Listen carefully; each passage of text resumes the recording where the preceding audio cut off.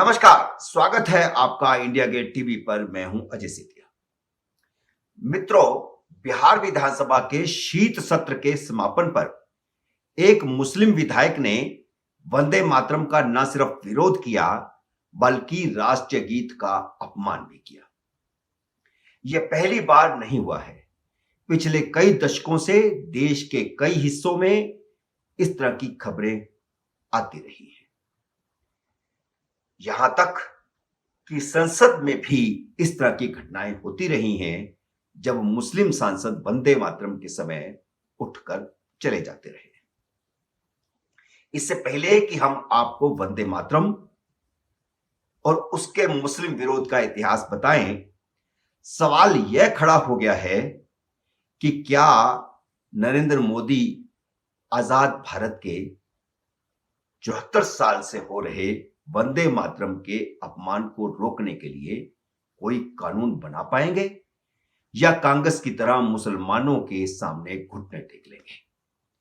चलिए अब आपको बताते हैं वंदे मातरम और उसके विरोध के आगे कांग्रेस के घुटने टेकने का इतिहास। 7 नवंबर 1876 में बंगाल के कांतलपड़ा गांव में बंकिम चंद्र चटर्जी ने वंदे मातरम की रचना की थी। 1882 में अपने प्रसिद्ध उपन्यास आनंदमठ में वंदे मातरम को उन्होंने शामिल कर लिया। मूल रूप से वंदे मातरम के प्रारंभिक 2 पैराग्राफ संस्कृत में थे, जबकि बाकी का सारा वंदे मातरम बांग्ला भाषा में था। दिसंबर 1905 में कांग्रेस कार्यकारिणी की बैठक में गीत को राष्ट्रीय गीत का दर्जा दिया गया। बंग भंग आंदोलन के समय वंदे मातरम राष्ट्रीय नारा बन गया था। एक कार्यक्रम में जब बंग भंग का विरोध किया जा रहा था तो किसी ने कहा वंदे मातरम और उसके बाद फिर वंदे मातरम गूंज उठा। तब यह गीत राष्ट्र की आवाज बन गई थी, जिससे भयभीत होकर 1906 में यानी 1 साल बाद ही अंग्रेज सरकार ने वंदे मातरम को किसी अधिवेशन, जुलूस या सार्वजनिक स्थल पर गाने से प्रतिबंधित कर दिया और यह प्रतिबंध आजादी तक जारी रहा। लेकिन 1906 में कांग्रेस के कलकत्ता अधिवेशन में गुरुदेव रविंद्रनाथ टैगोर ने इसका संशोधित रूप पेश किया था। 1906 से 1911 तक वंदे मातरम गीत पूरा गाया जाता था, कांग्रेस के अधिवेशनों में भी और बाहर भी। तो इस मंत्र में यह ताकत थी कि बंगाल का विभाजन ब्रिटिश हुकूमत को वापस लेना पड़ा था। 1908 में मुस्लिम लीग के अधिवेशन में पहली बार वंदे मातरम को मुस्लिम विरोधी घोषित किया गया, लेकिन बंगाल और देश के बाकी सभी हिस्सों में हिंदुओं और मुसलमानों दोनों में वंदे मातरम की लोकप्रियता बढ़ती चली गई। कांग्रेस के मुस्लिम भी वंदे मातरम को अपना और गा रहे थे। 1923 में पहली बार कांग्रेस के काकीनाडा अधिवेशन में कांग्रेस के ही तत्कालीन कांग्रेस अध्यक्ष मौलाना अहमद अली ने वंदे मातरम का तब विरोध किया जब हिंदुस्तानी शास्त्रीय संगीत के गायक पंडित विष्णु दिगंबर पुलस्कर वंदे मातरम गा रहे थे। लेकिन कांग्रेस अध्यक्ष के बीच में टोकने के बावजूद विष्णु दिगंबर ने गीत गाना बंद नहीं किया और वंदे मातरम का अपमान नहीं होने दिया। वह पूरा गाना गाकर ही रुके। हिंदू कांग्रेसियों ने मौलाना अहमद अली के विरोध को नकार दिया, हालांकि वो उस समय कांग्रेस के अध्यक्ष थे। जब इसके बाद भी मुस्लिम कांग्रेसियों ने विरोध जारी रखा तो इस पर विचार करने के लिए पंडित जवाहरलाल नेहरू, मौलाना अब्दुल कलाम आजाद, सुभाष चंद्र बोस और आचार्य नरेंद्र देव की एक कमेटी बनाई गई। 28 अक्टूबर 1937 को कांग्रेस के कलकत्ता अधिवेशन में कमेटी ने अपनी रिपोर्ट पेश की, जिसमें कांग्रेस ने मुसलमानों के सामने घुटने टेकते हुए इस राष्ट्रगीत के गायन को अनिवार्य बाध्यता से मुक्त कर दिया और गीत के शुरुआती 2 पैराग्राफ ही प्रासंगिक माने। इस तरह कांग्रेस की ओर से मुसलमानों के सामने घुटने टेकने की शुरुआत 1937 में हुई। तब से कांग्रेस के अधिवेशन में 2 ही पैराग्राफ गाए जाने लगे जिसमें मां और मातृभूमि का जिक्र है, जबकि बाकी के पैराग्राफ में मां दुर्गा का जिक्र था जिस पर मुसलमानों को एतराज था। लेकिन इसके बावजूद मुसलमानों ने उन 2 पैराग्राफ का भी यह कहकर विरोध शुरू कर दिया कि इस्लाम में अल्लाह के अलावा किसी के सामने सिर झुकाने की इजाजत नहीं है, मां और मातृभूमि के आगे भी नहीं, क्योंकि उनके लिए भारत ना तो मातृभूमि है ना पितृभूमि, मक्का मदीना ही उनकी एकमात्र मातृभूमि और पितृभूमि है। अब आप महात्मा गांधी के वंदे मातरम पर 2 उद्गार हम आपको बताते हैं।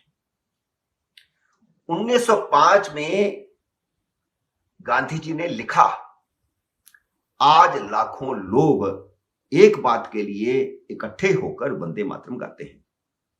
मेरे विचार से इसने हमारे राष्ट्रीय गीत का दर्जा हासिल कर लिया है।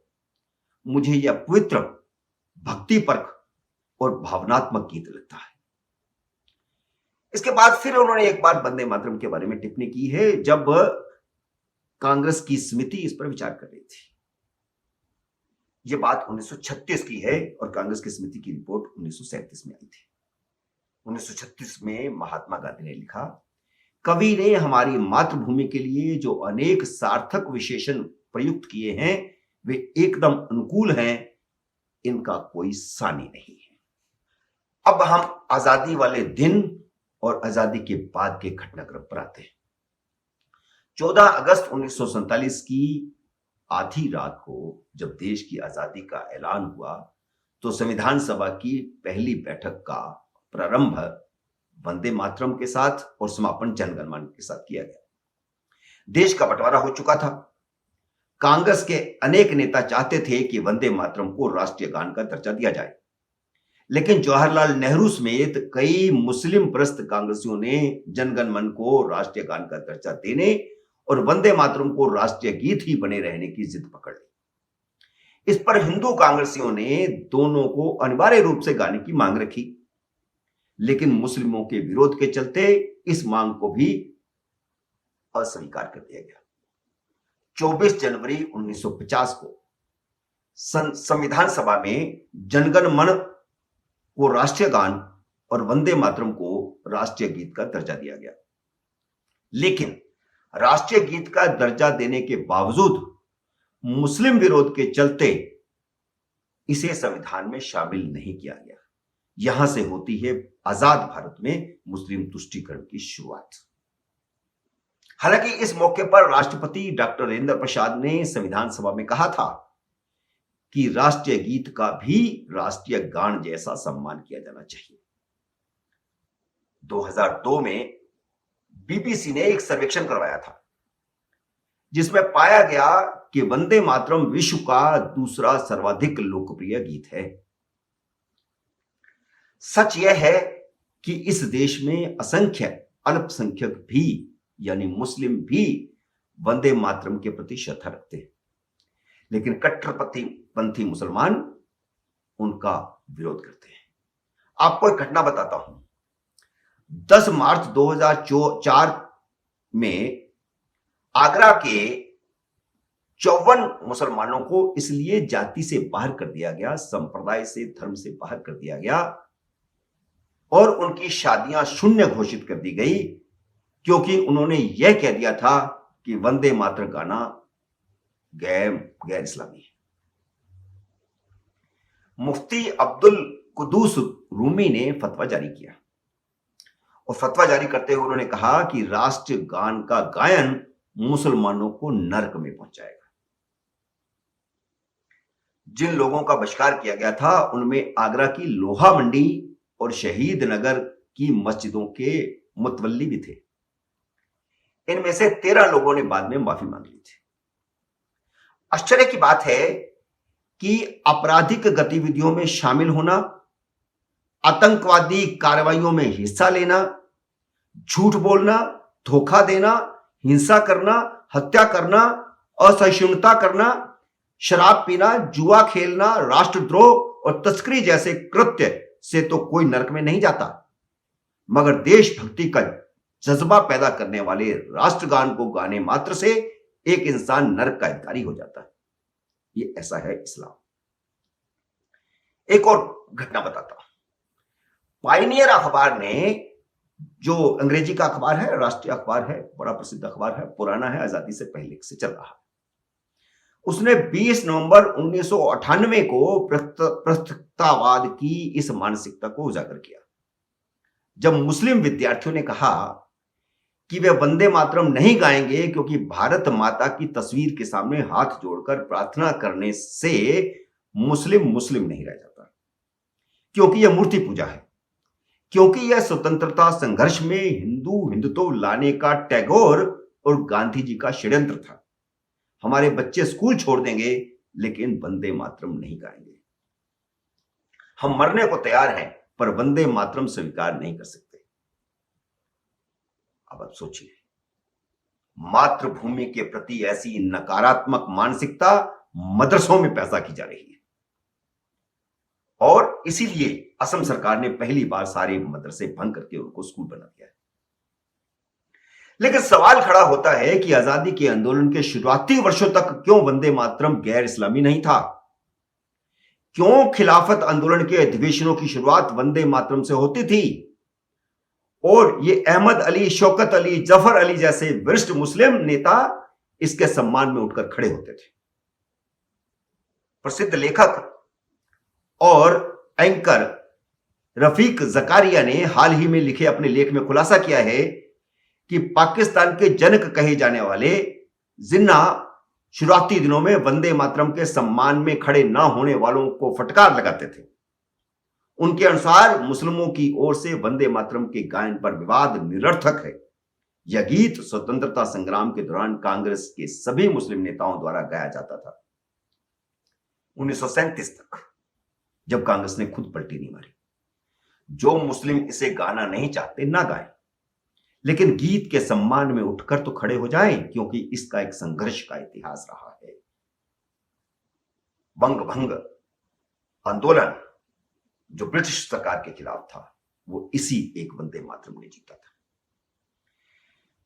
हैरानी यह है कि निर्वाचित मुस्लिम नेता इसलिए वंदे मातरम का खुलेआम अपमान और विरोध कर रहे हैं क्योंकि कांग्रेस ने 370 को तो संविधान में शामिल करवा लिया था, लेकिन वंदे मातरम को संविधान में शामिल नहीं होने दिया था, और संविधान उनका कुछ नहीं बिगाड़ पा रहा।